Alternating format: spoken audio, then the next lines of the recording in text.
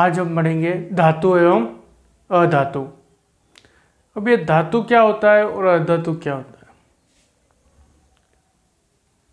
है। धातु की अगर मैं परिभाषा दूं कि वह पदार्थ जिसमें क्या हो, ऊष्मा तथा विद्युत का चालक क्या हो, आसानी से हो जाए, वह क्या कहलाता है, धातु कहलाता है।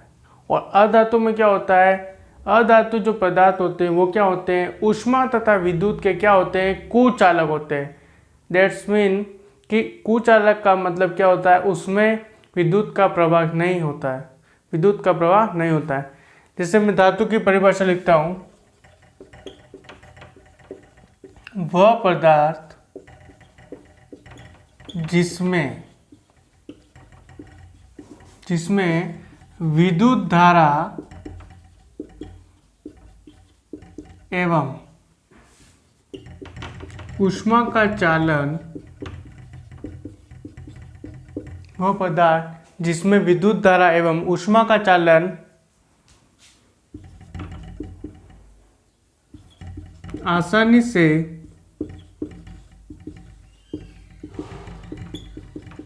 हो जाता है, धातु कहते हैं।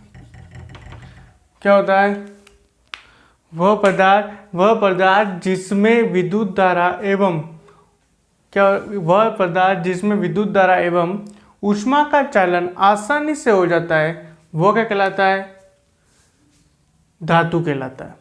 फॉर एग्जाम्पल, जैसे धातु में क्या ले लेता हूँ, उदाहरण में सोडियम, मैग्नीशियम, एल्यूमिनियम, जिंक आदि। ठीक है, वह पदार्थ जिसमें विद्युत धारा एवं ऊष्मा का चालन आसानी से हो जाता है, धातु कहलाता है। एग्जाम्पल में सोडियम, मैग्नीशियम, एल्यूमिनियम, जिंक आदि सभी प्रकार की जो धातुएं होती है उसमें क्या होता है, ऊष्मा का जो चालन होता है एवं विद्युत धारा का चालन क्या हो जाता है, आसानी से हो जाता है, वह क्या कहलाता है, धातु कहलाता है। अब हम बात करते हैं अधातु की। अधातु क्या होगा, वह पदार्थ जिसमें धातु का उल्टा अधातु हो जाएगा। इसकी डेफिनेशन थोड़ी चेंज हो जाएगी कि वह पदार्थ जिसमें धारा एवं ऊष्मा का चालन नहीं होता है,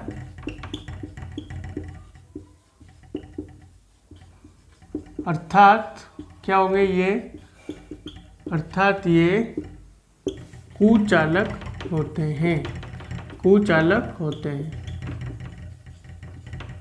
एग्जाम्पल में क्या आ गया, देखो वो क्या होंगे, ऊष्मा के सुचालक होंगे। और ये क्या होते हैं, अधातु ऊष्मा के कुचालक होते हैं। जैसे अधातु में आगे कार्बन ले लो, आप फास्फोरस ले लो, कार्बन, फास्फोरस, सल्फर आदि, ये क्या होते हैं, अधातु के उदाहरण होते हैं। ठीक है, तो हमने धातु के बारे में पढ़ लिया कि धातु क्या होते हैं, ऊष्मा विद्युत धारा के सुचालक होते हैं, और अधातु क्या होते हैं, ऊष्मा विद्युत धारा के कुचालक होते हैं। ये इनकी डेफिनेशन होगी। एग्जाम्पल में सोडियम, मैग्नीशियम ये धातु के एग्जाम्पल है, और अधातु में कार्बन, फास्फोरस और सल्फर आदि। अब हम पढ़ते हैं चालक एवं कुचालक के गुण के बारे में। धातु के गुण, धातु में सबसे पहला गुण होता है आघात वर्धनीयता का। अब ये आघात वर्धनीयता क्या होता है कि धातु को पीट कर उन्हें क्या होता है, पतली शीट में परिवर्तित किया जा सकता है। धातुओं को पीट कर उसको पतली शीट में परिवर्तित किया जाता है, उसका यह गुण आघात वर्धनीयता कहलाता है। पहला गुण क्या हो गया, आघात वर्धनीयता। क्या होता है, धातु को पीट कर पतली चादर को या शीट को पतली शीट में परिवर्तित किया जाता है। धातु का यह गुण धातु का यह गुण क्या कहलाता है? आघात वर्धनीयता कहलाता है।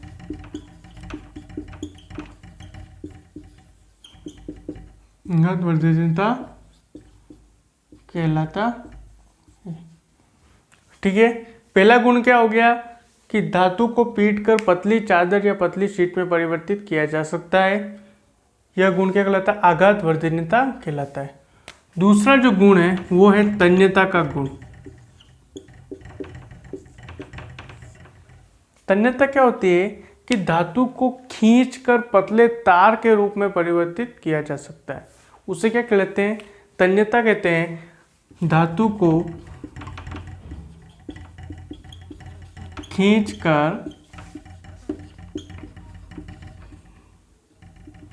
पतले तार के रूप में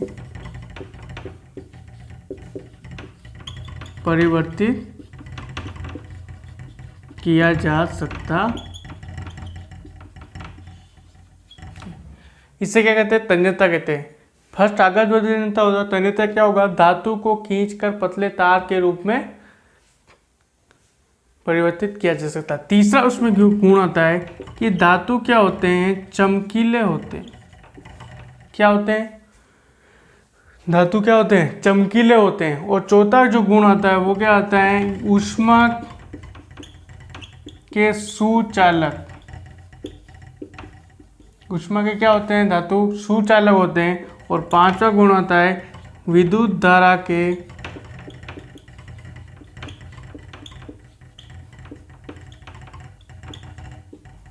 सुचालक।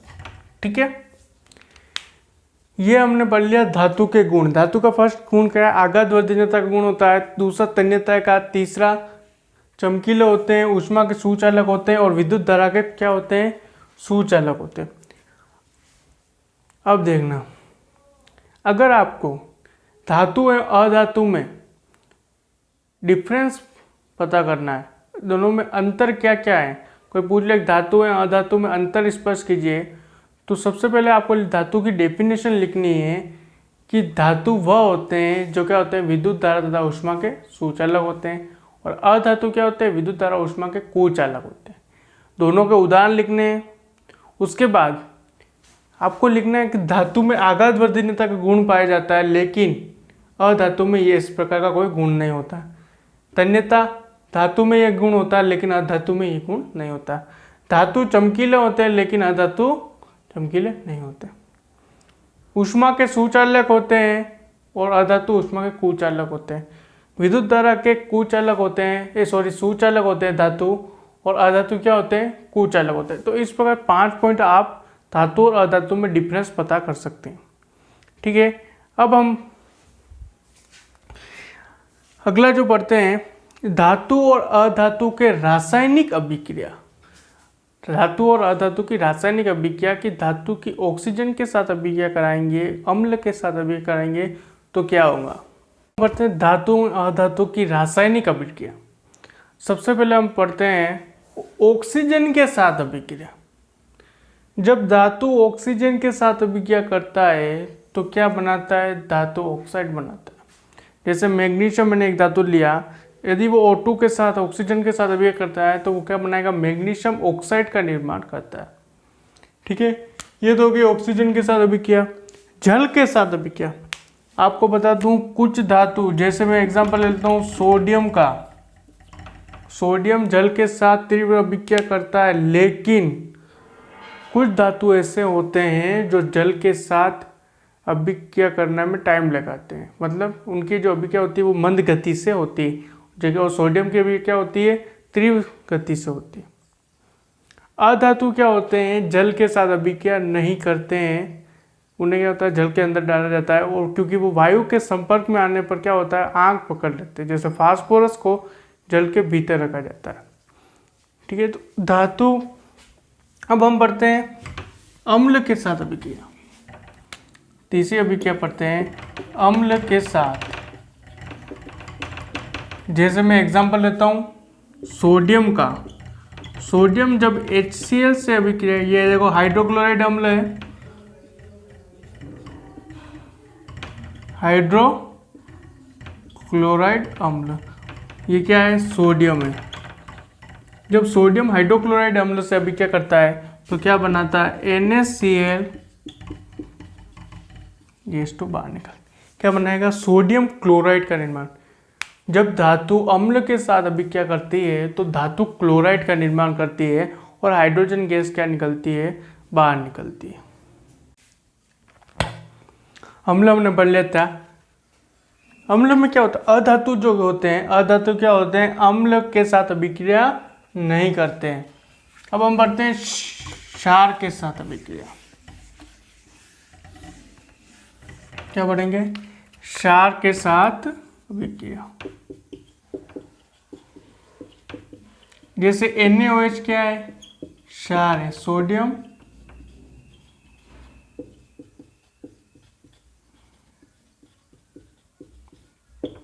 सोडियम हाइड्रोक्साइड क्या है, क्षार है। अब क्षार के साथ अभिक्रिया कराते हैं। अब इनकी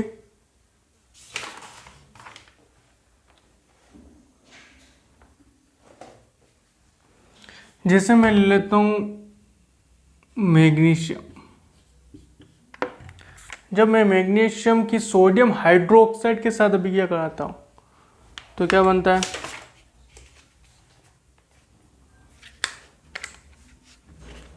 ये देखो, ये बन जाएगा MgO प्लस Na और ये H2 गैस क्या निकल जाएगी, बाहर निकल जाएगी। क्षार के साथ अभिक्रिया, जब धातु सोडियम हाइड्रोक्साइड मतलब क्षार के साथ अभिक्रिया करता है तो हाइड्रोजन गैस क्या निकलती है, बाहर निकलती है। अधातु की जो, ये धातु की बात कर ली मैंने, अधातु की जो क्या होती है, रासायनिक अभिक्रिया होती है। अधातु की जो रासायनिक अभिक्रिया होती है वो क्या होती है, थोड़ी जटिल होती है। क्या होती है, कठिन होती है।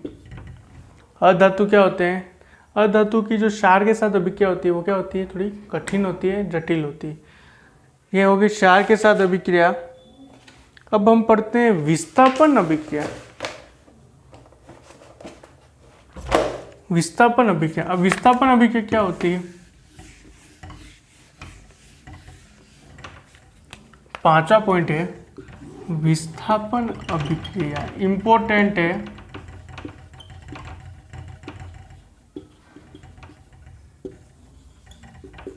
विस्थापन अभिक्रिया देखो समझना, ये CuSO4 है, ये जिंक है, ठीक है। जब किसी एक तत्व का परमाणु, सुनना, जब किसी एक तत्व का परमाणु किसी दूसरे तत्व को अपनी जगह विस्थापित कर दे तो वो अभिक्रिया क्या कहलाती है, विस्थापन अभिक्रिया कहलाती है। ये क्या हो जाएगा, जिंक SO4 हो जाएगा और ये क्या हो जाएगा, CO हो जाएगा। समझ में आया। ये है कॉपर सल्फेट है, इसका क्या नाम है, कॉपर सल्फेट। ये है जिंक,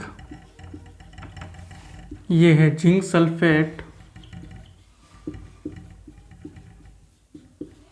और ये क्या आ गया, कॉपर आ गया, ठीक है। जब किसी एक तत्व का परमाणु किसी दूसरे तत्व के परमाणु को अपनी जगह से विस्थापित कर ले, हटा दे और उनकी जगह आ जाए तो वो क्या कहलाता है, विस्थापन अभिक्रिया कहलाता है। जैसे कॉपर सल्फेट है, ये इनकी जगह आएगा, मतलब ये अत्यधिक क्रियाशील तत्व है, इसको हटा दे, अत्यधिक क्रियाशील है, ये इसको हटा देगा। CuSO4 क्या हो जाएगा, जिंक SO4 प्लस Cu। ये हो गए विस्थापन। धातु और अधातु के रासायनिक गुण यहाँ पर समाप्त होते हैं। अब हम पढ़ते हैं धातु और अधातु के उपयोग और अधातु के उपयोग। धातु का उपयोग क्या होता है, मशीनरों में होता है, वायुयान में होता है, गाड़ियों में होता है, उपग्रह में होता है, औद्योगिक में होता है, खाने बनाने के बर्तनों में होता है। और अधातु का उपयोग क्या होता है, हम जो सांस लेते हैं वो अधातु का कारण है। पौधों की वृद्धि के लिए उर्वरक में अधातु का उपयोग होता है, एंटीबायोटिक में अधातु का उपयोग होता है, जल शुद्धिकरण के प्रक्रम में अधातु का उपयोग होता है, पटाखों में अधातु का उपयोग होता है। तो हमें धातु और अधातु दोनों का उपयोग ध्यान होना चाहिए। आपका जो ये टॉपिक है धातु और अधातु, ये आज समाप्त होता है। आज हमने धातु किसे कहते हैं, अधातु किसे कहते हैं, उनके बारे में पढ़ा, इनके उदाहरणों के बारे में चर्चा की, इनके उपयोग कहाँ होते हैं, रासायनिक अभिक्रिया पढ़ी इनके बारे में,